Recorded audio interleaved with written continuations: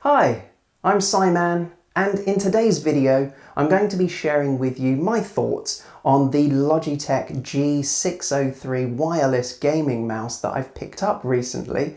I'll also make some comparisons to my previous mouse, the G403, and also talk a little bit about the kind of big brother of this, the G703, which represents a slightly more expensive option that might be of interest to some of you. So the reason for making this video is primarily because I had a bit of confusion when looking at the Logitech lineup and deciding which one to purchase because they seemed quite similar. And you might be thinking to yourself, well, if you've had this for a year, why would you bother upgrading or sidegrade or downgrading maybe to this one? Because I made a video a little more than a year ago where I gave a little bit of a review in this in vlog number 28. There'll be a link in the description if you want to check that out. However, when I was living in the UAE, I dropped this mouse. It fell off of my desk, and after that it wasn't noticeable straight away, but I was getting a few connectivity issues. It would just drop out ever so slightly, and of course that's really frustrating when gaming. I persevered with it, and actually when the mouse was plugged in directly to the computer, it worked fine. But on my return to the UK, after unpacking my computer and all of my peripherals from my suitcase, plugging it all in, I found out that this now doesn't work at all. So I wanted another gaming mouse to replace it with, and I thought at first, well, I'll just buy another one of these because I'm really happy with it. However, this is no longer made by Logitech as far as I can tell.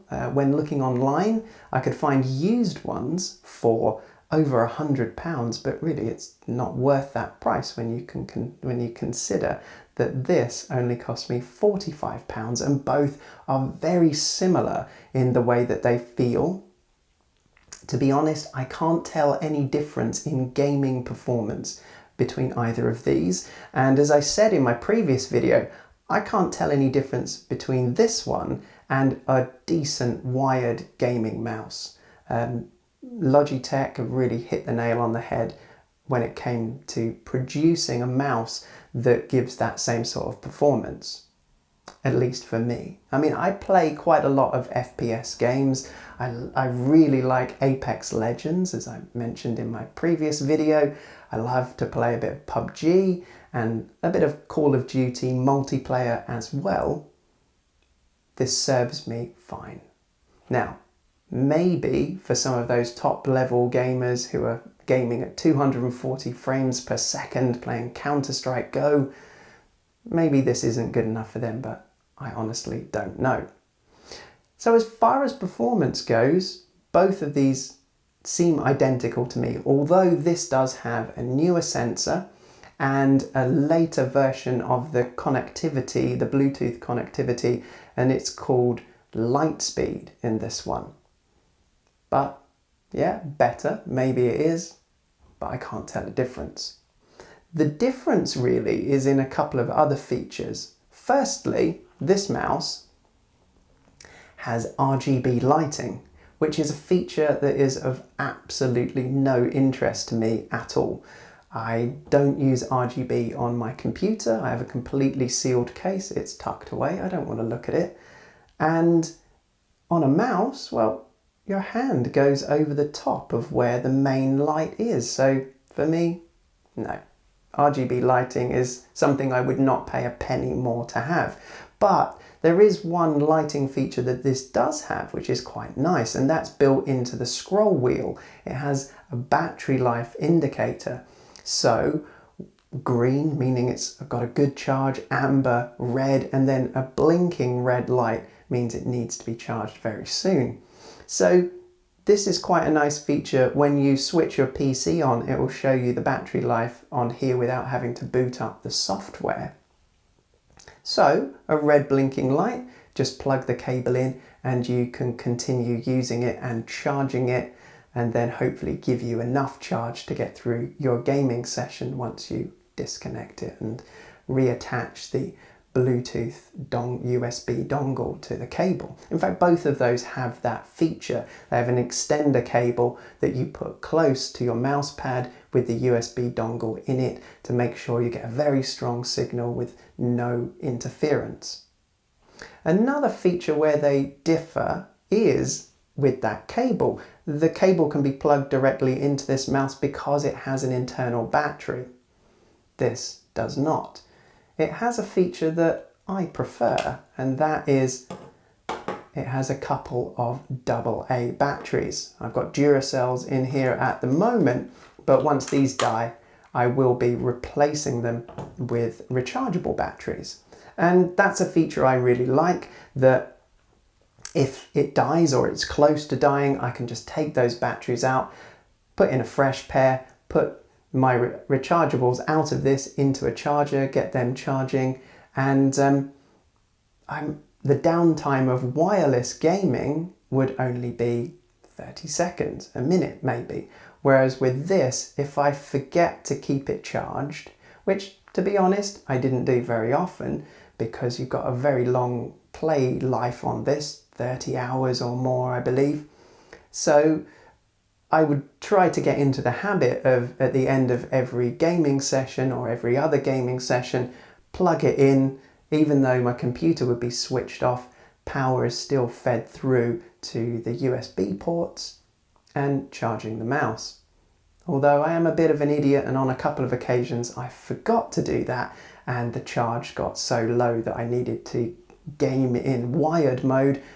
But to be honest, the reason you buy these things is to play wirelessly, and for me that is the key selling feature. I really don't like gaming on a wired mouse. I haven't done for as long as I can remember, but it's only been in the last couple of years that gaming mice, wireless gaming mice, have been good enough to provide an equal performance between that and a wired mouse.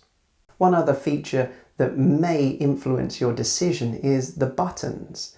On this mouse, they've slightly less travel, they feel lighter, and they're quieter. The side buttons on both of them are identical as far as I can tell, but it's button 1 and 2 that are quite a bit noisier, and they don't feel as good as the buttons on this. They don't feel bad. I'm very happy. I'd have no issues with these. The scroll wheel and the scroll wheel button, they work fine. But yes, if you are very particular about your buttons, then maybe this would be a better choice than this one. As I said at the beginning of the video, I can't find this new, and it's not worth picking up second hand because the replacement for this is called the Logitech G703. And it has many of the features of this mouse with many of the features of this mouse. It's kind of a combination. So you get the RGB lighting, you get the same body and shape, although I have to admit they feel almost identical in the hand. I'm personally really happy with the shape of both of these. But the G703 comes with the light speed connection and the new sensor that this one has. It also has one extra feature that neither of these have, and that is wireless charging. So Logitech have a feature called Power Play, which is a gaming mouse pad that has charging built into it. So the G703 or the G903 can be placed on that pad, and as you're playing, it's trickle charging the mouse all of the time. So in theory, you should never run out of charge on your mouse. But as I said, it's so easy to swap out the batteries on this, and being restricted to that one mouse pad is not really worth the money for me. I'd much rather pay £45 for this rather than £140 for the pad and a G703 mouse. As I've shown in a previous video, I really like to have a large gaming mouse pad. I've got my Orb Weaver Razer controller on there, and then I've got lots of room to move that mouse around.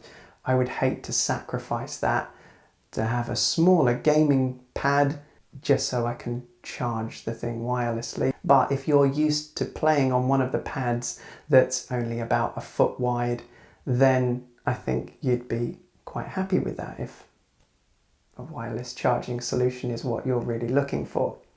So for me, it came down to price pretty much, because as I've said, performance is identical between these. So my options really were this at £45, or last time I checked it was £48. Amazon's prices tend to fluctuate, and £61 for the G703.